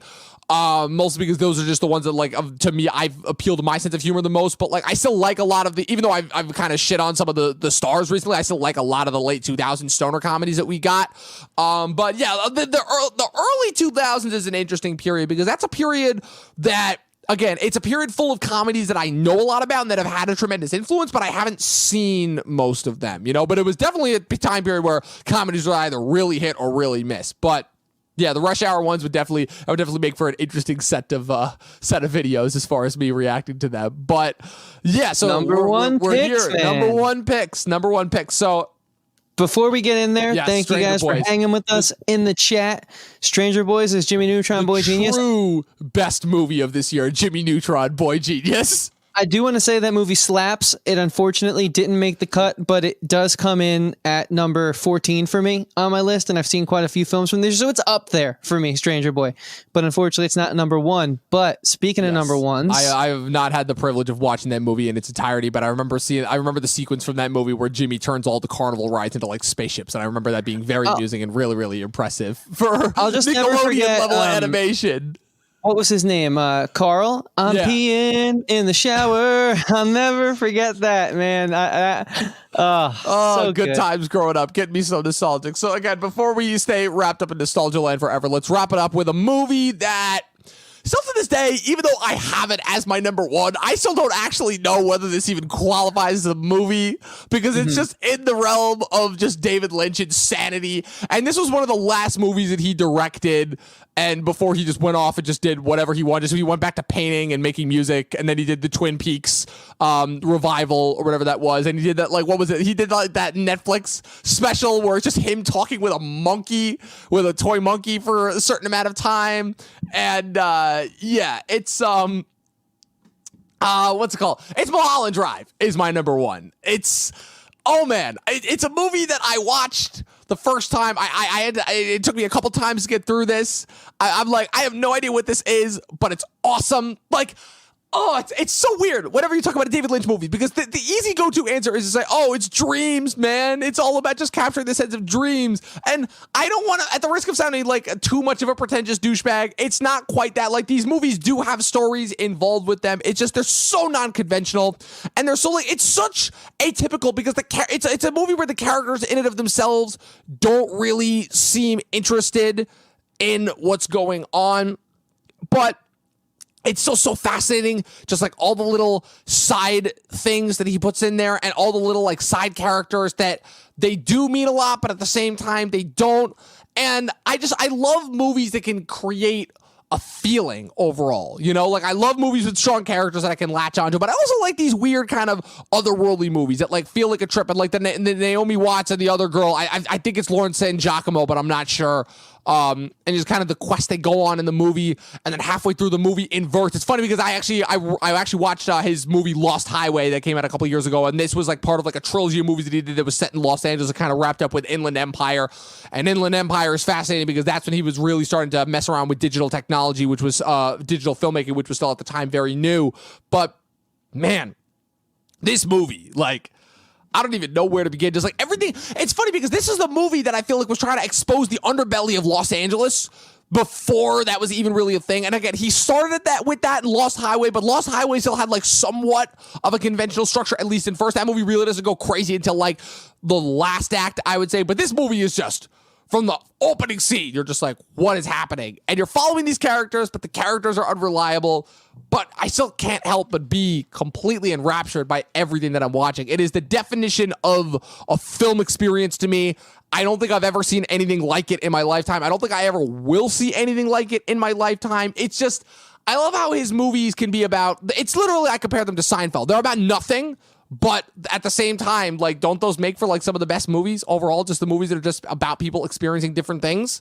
You know, I feel like it's another reason why people like Terrence Malick, but I have a feeling that I'm going to have a different reaction to Malick's works than Lynch's works. Like, Lynch is a guy, every single movie I know when I watch him, I'm going to get an experience, and I wouldn't trade them for anything. So, Mulholland Drive, my number one. My favorite movie of this year. Is it the best movie? I have no idea, but it's certainly the most memorable movie I saw from this year. Yeah, for the record, I just watched this one last night, same as Don with Amelie, and I want to add it to my list, because I see so much in it, but I think with this kind of film, it's disrespectful to the film and how much it begs you to think about to put it in my top 10. So I just want to let everyone know that I really like it. I just don't know how that's going to sit with me. And I think that this is the type of film you need to take some breathing room with. So couldn't add it in my top 10, but I did see it. And this is a really dynamic year. Who knows? Maybe we'll touch upon this year again throughout 2021 because these movies, like I said earlier, they slap, you know? Yeah. This is a solid year. Yeah. So what's your number one for this year? Yeah. So for me, my number one film is, this movie, I've seen this movie so many times, dude, and it never gets old. It's a Ridley Scott film, and it's not Alien. It's Black Hawk Down. It is, goddamn, this film, dude. I mean, I think, and this is why I kind of wanted to say that at the beginning of the podcast about my like experience as a little kid and growing up in the city when 9/11 went down. I think that this film kind of captures the tone of where the world was at that point in time from such a way where it shows you both sides, which I thought was actually really interesting because as much as I love a lot of war films throughout history, I do feel that they're one-sided. And I don't really feel that we kind of get the perspective of, the non-Western side. You know what I mean? I think that this film actually shows an empathy in a war film that most don't, whether they don't care to or whether they just simply can't, because I think the filmmaking in this movie is so expertly done that it really is why it stands out to me. And on top of that, these guys, this squad, the Black Hawk Down squad, they feel their chemistry is so freaking real. That one scene at the end, I can see, it's one of the few movie scenes where I can literally see so vividly in my eyes where he's man down. He's like, I'll hold him off. You guys escape. I'm done for. I've been shot so much. And he's with that pistol and he's just such a good marksman that he's able just to hold them off, but they just keep coming almost like a horde. And it's just such a melancholic moment to end that film because you're happy that your heroes got away, but it's war, so there's consequences. And again, dude, this decade, this taking all of the years beforehand, all of the great movies, being able to soak up the Platoons and the Full Metal Jackets of the world and just take those and now apply it to a more modern conflict, but also introduce an empathy that I think you can only get from this decade as we've seen like the world start to change socially. It's like one of the perfect war films for me because it's such a fair film. And if you're talking about realism and things that actually happen, I think that is important. And then let's just get to more of like a popcorn goer experience. This movie has it all. I mean, this movie has amazing action. The stakes have never been higher. And it's like, it blows my mind that it's 2001 because it really feels the filmmaking, the visuals, like it, if you don't notice the grain from, the digital cameras really starting to take over, if you can see past that, you think that this came out 4 or 5 years ago. I mean, It's just overall a solid freaking movie. Ridley Scott, man, dude's got depth. He really doesn't hit the mark all the time, but he's got some solid films under his belt. And I do respect that he's very diverse in regards to that. So yeah. With that being said, that's my number one, Black Hawk Down. As far as my thoughts on this movie go, I wish I could have liked it as much as you did. I definitely think it was probably like a zeitgeist moment, and the fact that I didn't watch this movie at the time or like around that time. I watched this movie again. Like I only watched this like a couple weeks ago, like a full 20 years after this came out. I like this movie, and I think that this movie is incredibly influential as far as its effect on future movies of this ilk. There are points that kind of remind me that this is a movie of its time. And the problem also is that this movie kind of falls into the trap for me of having so many people who are now such famous movie stars that I kind of get distracted by, okay, I recognize that guy, and then like kind of they become interchangeable once like the war gets going. And that becomes a little bit distracting for me overall. And it kind of makes it hard for me to latch onto their characters, but it's still an incredibly well-made movie. And definitely, again, like I've seen like the seeds for like Hurt Locker and Zero Dark 30 and like pretty much every, modern day Catherine Bigelow war movie. Like it's all definitely there in that movie. This movie definitely still had an impact. It shows, Ridley Scott knows what he's doing as a filmmaker and shows and he still has just as much gusto as he did 20 years ago because today, at 83 years of age, supposedly he's got 2 movies coming out in the year 2021. So that shows you. That shows you. He is still working. He is still working hard overall. So now, people, before we get out of here, we're gonna do something a little bit. No, Luke, trust me, I would be flipped out too. But no, Gladiator, summer of 2000. So you're safe with that movie as far as 2000. But yeah, so we're gonna do a little something different that I wanted to do as far as this video goes, which is that we're gonna take our respective top 10 lists and we're gonna combine them. If you guys aren't familiar with this format, I know this has been done on a couple of different podcasts. Basically, we just take all of our podcast entries, we take the ones that we have in common, which again, I was 100% right. We had 5 entries in common overall, and then we'll just kind of basically mix and match and intermingle and figure out which ones of the other 5 individual ones that are different that we want on our list. So just a quick recap overall, my top 10 from this year. Number 10. Harry Potter and the Sorcerer's Stone. Number 9, Monsters, Inc. Number 8, Training Day. Number 7, Shrek. Number 6, Ocean's 11. Number 5, Amelie. Number 4, Donnie Darko. Number 3, Memento. Number 2, Fellowship of the Ring. And number 1, Mulholland Drive.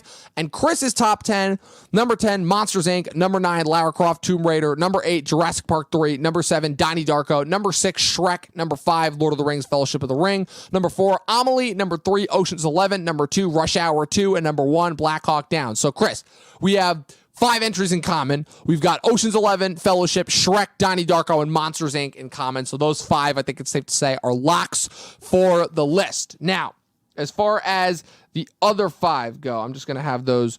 I mean, I would toss Mulholland Drive in there, though. You would? Okay. I think it's really going to grow on me. I can tell. It's just to put it in the list, like I said, now would be disrespectful because I want to justify why it's in a spot, and this movie's it's going to take a little while to digest, Yes, Mulholland, and then in that respect, I'll throw Black Hawk Down on there because even though it's not. Again, it's your number 1 choice for a reason. Even though it wasn't one of my favorites, I still respect and understand like its influence and legacy, and I understand that it is like a very important movie from that year. So I'll put Black Hawk Down on there. I also think we should put Spy Kids on there too. Combined, dude. If it's not in either of our lists, it doesn't go on there. That's not how that works. Well, that's all right. That's an honorable mention. Yeah, that's an honorable mention. Don't get me wrong. Spy Kids. I've also got a couple. We also got to give a shout out to the movies that we haven't or that I know a couple that you've seen but are not a fan of, but that I have not seen. Zoolander, obviously, still a tremendous movie. Blow, starring Johnny Depp. Gosford Park, In the Bedroom. Unfortunately, for better or for worse, Moulin Rouge. I can't stand Baz Luhrmann as a director, but there are a lot of people who like that movie overall. And again, a lot of the other entries that everyone else on the list brought up. Again, some really interesting ones that I wanted to point out. Again, Hedwig and the Angry Inch. Princess Diaries, the first Fast and the Furious movie, what's it called? Atlantis, The Lost Empire, too. Super underrated Disney animated movie. The early 2000s, almost like the forgotten decade for Disney, but there's still some really, really good movies that came out. So jumping back to our combined list, I would also put the first Harry Potter film on there. You would? Because of its cultural impact. Got it. So Harry Potter. Although it wasn't my style at the time, it certainly didn't get me to go back and watch any of the other ones. I did end up making my way to the 5th film just on a hangout with friends one time, but I don't really remember it. It was just kind of, okay, we're really going to just, go to this party and get some food afterwards, but we're going to start at the theater. Whatever, I'm here. I'll try and make the best of it. But I mean, you can't deny the impact of the Harry Potter films. Oh, absolutely. So that gives us 8. So that leaves us with 2 open spots. So from your list, I'd like to put on Lara Croft as far as only because, and the reason why I go with that, I was between that and Rush Hour 2, but and even though I know you like Rush Hour 2 more, the reason why I go with Lara Croft is because I feel like Lara Croft kind of did more for its respective genre, and the fact that it's still such a limited genre when it comes to just overall good movies, and the fact that movie was as impactful as it was, versus Rush Hour 2 is a sequel, and even though, like, I don't know, would you consider it as a sequel that's better than the original? Yes, this is the defining film in the trilogy. Got it. It was the highest grossing. It certainly had the highest cultural relevance. I mean, this movie's so quotable if you see it. It's got all the famous lines like, "Do you understand the words that are coming out of my mouth?" Like, that is this film. The first one laid the groundwork. So that's kind of why I would argue Rush Hour over Lara Croft, but Okay. I mean, I think that they're both important Ooh, yeah, to 'cause those show are the the two that decline of these those are two the styles. that I'm between right now. Like I said, it sucks that I can't have Memento or Training Day on there, but I'll hedge because it's a combined list. Because I forgot to put Donnie Darko in our. Yeah, I do combined plan on choices. seeing those. I just, there's only so much time in a day. No, I get it. But like I said, I want you to have just as many choices. Like I said, I don't want this list to feel completely one-sided because again, So it's what both else of do our you lists. have that I don't have? That I It's sort of maybe speak to the Training cultural- Day, Training Day, Memento. We already have Mulholland Drive on the list. Mulholland Drive and Harry Potter on the list, and everything else we have in common. So that's it. So that's why I want this last. So this last choice, obviously has to be yours since you've given me so many. So I'd say just pick between Lara Croft and Rush Hour. For me, it's got to be Rush Hour. All right. Both are great films, but just you Rush Hour is just the second one, especially, man. I mean, just go and watch that film, guys. And there's so much special magic in that movie. That's for sure. Definitely. So then so these are the movies that we have right now. So what's it called? So we have obviously our combined 6 that we had originally: Fellowship, Shrek, Monsters Inc., Amelie, Ocean's 11, and I forgot Donnie Darko. And then the other 4 that we decided on are Mulholland Drive, Black Hawk Down, Harry Potter and the Sorcerer's Stone, and Rush Hour 2. So how are we ranking those now? Do you know what I say we do? Yes. And hear me out. I think we send them to our Instagram where we post the ranking tomorrow. Okay. So Oh no. Well, I was already planning on doing that, but as in let the people decide on the rankings, or just we decide and we surprise them tomorrow with the we rankings. surprise them. Okay, so we cool with discuss that, it or do you want to do it off-camera? here? I know we're just winging it right now. No, that's fine. I'm torn because I want to do it here just for posterity's sake, but at the same time, that's also let's really just do cool. it here. That would be. We'll All right. post it tomorrow. Let's just do it here. We'll figure out the format of these better as time We'll goes on. figure it out later. But like I said, just as far as experimenting around and figuring it out. So, like I said, so number 10. I feel that we can stick with Harry Potter at number 10. I feel like that's a good number 10 choice just overall. It was already my number 10. It didn't even make your list. So just for that sake. Okay. Sure. I mean, that's an easy plug there. Yeah. I mean, for number, is Jurassic Park on both of our lists? No. Jurassic Park is not on either of our lists, and it's not on Okay, this I was going to list. say that'd be a good number 9. We already have the 10, so it's just figuring out the order now. With that being said, I think Rush Hour 2 could go in number 9. Yeah, I already have it at number 9, so that works out perfectly. I want to put Fellowship at 1, just because I feel like between the both of us, I feel like it's the movie that kind of hit us emotionally both the hardest that year. Even if it's We'll work our way up. Okay. We'll work our way up. All right, so number 8 then. We got Black Hawk Down, Mulholland Drive, Donnie Darko, Ocean's 11, Amelie. I think Donnie Darko's a solid number 8. Donnie Darko's a number 8. Okay. What do you think? I want to put it higher, but I can't tell if that's my personal bias versus the actual, impact of the movie. Again, it's a movie that obviously gained a cult following as time went on. It wasn't a tremendous smash hit when it came out originally. So I personally think 8 is too low, but I don't think it should be higher than 5, if that makes sense. Sure. So what were you thinking would be 8? I was thinking a perfect 5 would be good for that. It's way too high for 5. You think that's too high? Yeah, totally. Okay. It's not top 5. Okay. So then number 7? Can we have? How about this? We put Donnie Darko at 7 and we put Mulholland at 8. I love that. Let's do that. That works. That works, yeah. Because I know you're going to want Black Hawk Down probably in the top 5, and I'll give you that. So we got that. Ocean's 11, do we do that at 6, or should we put that higher? Well, I do feel like that is a bottom half. Okay, film. because I have Amelie, because we still have Amelie, Black Hawk Down, Monsters Inc., Shrek, and Fellowship. Monsters Inc. for me would be 6. Monsters Inc. would be 6? Got Just it. because I think Ocean's 11 is a stronger film. Got it. So again, it's always hard to compare those types of mediums, but I think Ocean's 11 starts our top 5. Got it. In my mind. What do you think about that? No, I agree with that. Personally, I still think that Ocean's 11 is even better than Black Hawk Down, but again, because I understand your love of that movie, so I'll compromise with Ocean's 11 at 5. That leaves Black Hawk Down, Amelie, Shrek, and Fellowship. Yeah, so I mean, I want to say Shrek is next, but I want to hear what you have to say about that as well. Oh no, I'm with you, because as far again, it's measuring out the cultural impact versus our own individual thoughts, and I think it's safe to say that we both love this movie, but it's definitely not higher. It's definitely not that high on each of our individual lists. So I'm perfectly fine with putting Shrek at 4. Same. And then I say so. Hear me out for the rest. I say we do Because again, this is a combined list, not our own individual list. I say we do Amelie at 3, Black Hawk Down at 2, and Fellowship at 1. That sounds about right. All right. Awesome. Cool. Let's read that list off. The combined, the official. This is what I like too, is that now we're gonna have each of our individual lists, and we're gonna have an official list. And the good thing is, for all of you guys who don't know, I'll make a graphic and post this on Instagram tomorrow, so that you guys will officially have the top 10 graphic burned into your guys' memories forever. So the official Talkin TV top 10 movies that are turning 20. Drum roll. That was lame. Anyways, number 10, Harry Potter and the Sorcerers, or Philosophers, depending on what region of the world you're in. Stone. Number 9, Rush Hour 2. Number 8, Mulholland Drive. Number 7, Donnie Darko. Number 6, Monsters, Inc. Number 5, Ocean's 11. Number 4, Shrek. Number 3, Amelie. Number 2, Black Hawk Down. And number 1, Lord of the Rings, The Fellowship of the Ring. I'm very confident and very happy with that list overall. And Chris, that's a damn good list. That's a great list. That's a great list. Like I said, oh man, I'm so happy that we were able to do this. Like this is more of like kind of a fun experimental episode, but I'm glad that we did it, because I just, you know me, I love doing lists. I love ranking shit, and I love ranking shit with you, because I always love your takes that you have on certain of these movies in these decades. And I definitely think that this is a list that you had got a lot more out of than you were expecting to, I would say, probably. Yeah, this is I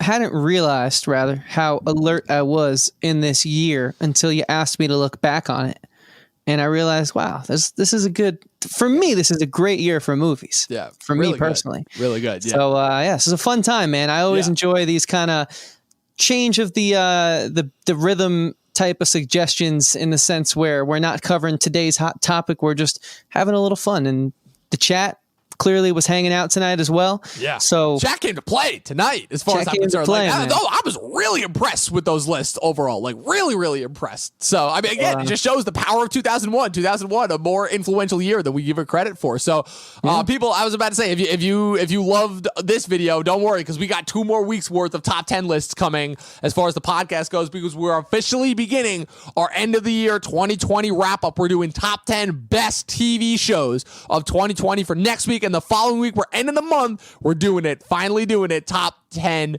movies of 2020. We're going to have our combined overall lists that we're going to have for each one of our ranked videos that we do together going forward, that we'll post for you on Instagram. Because let's face it, we love doing top 10 lists. YouTube and the internet just loves top 10 lists. And so we're going to keep doing that as far as our content goes overall. So people, thank you once again for tuning in to yet another incredible episode of the Talkin TV podcast. Thanks to all of you for continuing to just be so interactive, so much fun to be around. Just makes just everything that we do now so worth it, especially in these trying and very concerning times overall.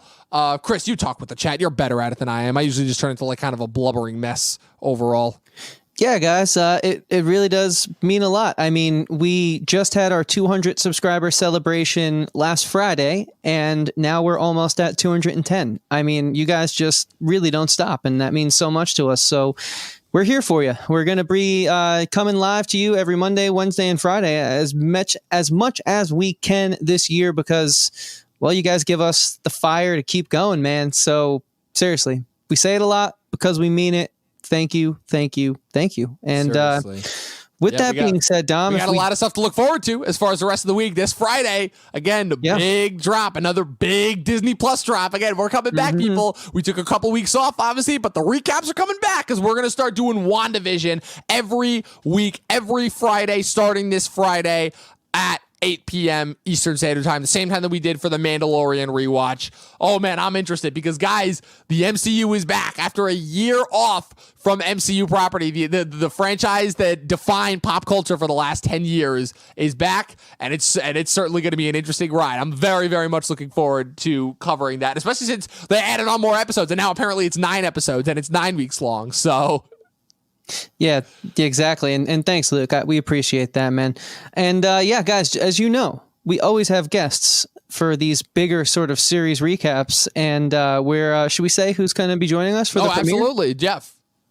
Cool. So, guys, I love this dude, man. I'm glad to finally be on my channel with him at the same time. He helped us out in an emergency pinch a few weeks back. Yes, We're going to be starting off our WandaVision recap series with the one and only Alex of Levels of the Geek. It's gonna be awesome, guys. Yes. It's every week we're going to try to bring a guest, and if we're not bringing a guest, Dom and I are going to be bringing our A game. Don't miss it. Dom, where can the people keep up to date with all that we do? You know, we're telling them all about it. Where can they find it? Follow us on Facebook and Instagram at Talkin TV Podcast. It helps because Chris has just made that graphic that just helps so much down there.